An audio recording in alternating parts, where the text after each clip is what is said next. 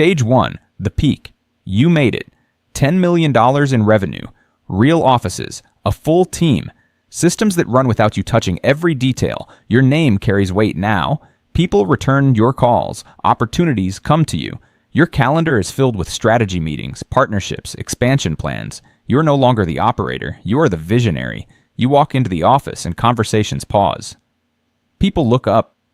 They wait for your input. You feel it. Authority, respect, control. The dashboards look clean. Revenue is strong. Growth is steady. Everything appears to be working. You stop checking the small things. You trust your team. You trust the systems. You trust the momentum. You earned this, you tell yourself. You've outgrown the grind. You've moved beyond the details. But that distance, it's not just freedom. It's separation. And separation is where problems start to hide. Stage 2, the drift. The business is still running, but you feel less connected to it. You spend more time talking about the future than dealing with the present. New ideas excite you, new markets, new products, new verticals. Expansion feels like progress. You shift focus away from the core, the thing that got you here, the thing that actually works. Your team tells you everything is fine. They show you reports, metrics that look stable, numbers that don't raise alarms. You stop talking to customers. You stop reading feedback. You stop listening to complaints. You trust the summary, not the reality. Revenue is still coming in. That's the illusion. As long as money flows, you assume the system is healthy. But under the surface, things are changing. Slower responses, lower satisfaction, small inefficiencies stacking up. You don't see it yet, because drift doesn't announce itself. It just happens. Stage 3, the overconfidence. You've won before. That becomes your blind spot. You start believing your instincts are enough, that you can skip steps, that you don't need to validate like you used to. You make bigger bets, faster decisions. You trust your gut more than your process. You hire aggressively, expand teams quickly. You assume more people equals more growth.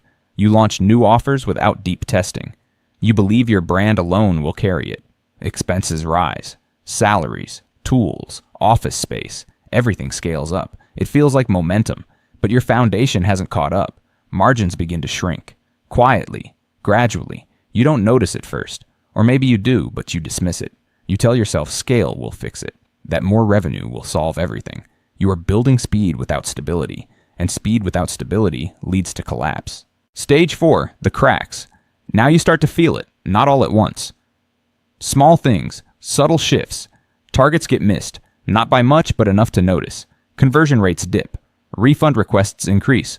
Customers start asking questions your team can't answer cleanly. Meetings change, less about growth, more about problems, more about fixing what shouldn't be broken.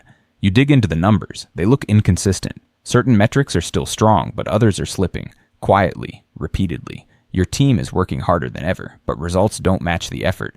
That's new. You ask for clarity. You get partial answers. No one sees the full picture, not even you. Cash flow tightens slightly. Nothing critical yet, but it's there. You feel it in your gut. Something isn't right, but you push forward anyway. You believe this is temporary. You believe you can outwork it. You can't. Stage 5, the denial. Now the numbers are clear. Revenue stalls, profit shrinks, costs stay high. The gap between what you earn and what you spend starts to close. You see it. You just don't accept it. You tell yourself it's temporary. A slow month, a bad cycle, the market adjusting. You look for reasons that don't require action. You avoid hard decisions. You don't cut expenses. You don't pause hiring. You don't fix the core issue. You protect momentum instead of protecting the business. Your team feels it. Leadership becomes uncertain. People ask more questions. Fewer answers come back. You double down on appearance. You act confident. You say everything is under control. But behind the scenes, pressure builds. Every day you wait, the numbers get worse. Every delay makes the fix harder. You know what needs to happen. You just don't want to be the one to do it. And that hesitation is costing you everything. Stage 6, the cash crunch. Now it becomes real. Cash flow is no longer a metric. It's your focus. You check your bank accounts first thing in the morning, last thing at night. You start thinking in days, not months. Money comes in slower. Money goes out faster. The gap is closing. You start moving things around, delaying payments, extending invoices, buying time wherever you can find it. You calculate runway, weeks left, maybe less. You cut small expenses first. Tools, subscriptions, minor costs. It barely makes a dent. The truth is clear now. Your burn rate is too high. Your revenue can't support it anymore. You need to make real cuts. But real cuts mean real consequences. People, projects, growth.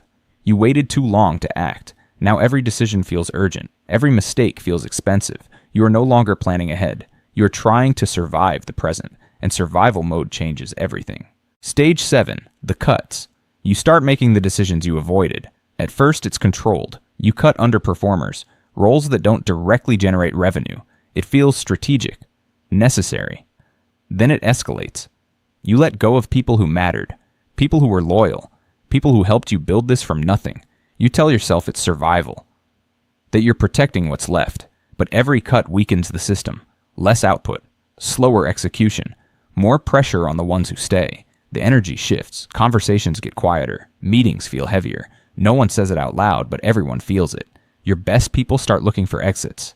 They see the direction this is going. You try to reassure them. You talk about recovery, stability, a plan forward, but belief is gone. This is no longer a company chasing growth. This is a company trying not to collapse.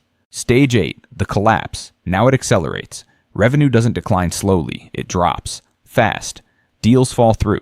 Customers leave. Retention breaks. What used to be predictable becomes unstable. Your marketing stops working. Ads get expensive. Conversions fall. The channels that carried your growth lose momentum. You try to fix it. Discounts. Promotions. New offers. Urgency tactics. Nothing holds. The system is too strained. Too many cracks. Too little time. Your team is smaller now. Everyone is stretched. Mistakes increase. Execution slows. You are reacting to problems all day. There's no space to think, no space to plan. Bills pile up. Deadlines pass. Trust erodes with partners, clients, and employees. You feel it slipping. Control is gone. The business is no longer declining. It's unraveling, and no matter what you do, you can't stop the fall. Stage 9, the shutdown. You reach the end of the line. There are no more moves left, no more levers to pull, no more time to buy. You make the decision, or the situation forces it on you. You shut it down. You start with the hardest part, the messages. You inform your team. Short, direct, final.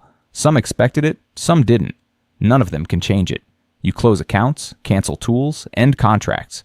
One by one, everything gets turned off. The systems go quiet. No new sales, no activity, no momentum. What once felt alive now feels empty. You sit there, staring at what's left, trying to process how something so big can end so completely. Years of work, thousands of decisions, endless effort, all of it led here, not because of one mistake, but because of many small ones. Ignored warnings, delayed actions, overconfidence. It didn't collapse overnight, it collapsed over time. Stage 10, the aftermath. It's over. No more pressure, no more chaos, no more business to run, just silence. You sit with it. You replay everything in your head. Every decision, every moment you could have acted differently. The signs were there. You just didn't respect them. You feel the loss, not just money, identity, status, momentum, but something else remains. Clarity. You understand the game now in a way you didn't before. You built it once. You know how it works. You know what matters. This time, you see the cracks earlier. You respect cash flow. You respect margins. You respect structure. You don't chase growth blindly. You don't confuse momentum with stability. You don't ignore reality for comfort. The loss changes you. It sharpens you. Most people never get this lesson. You did. And that means something, because this isn't the end. It's the reset.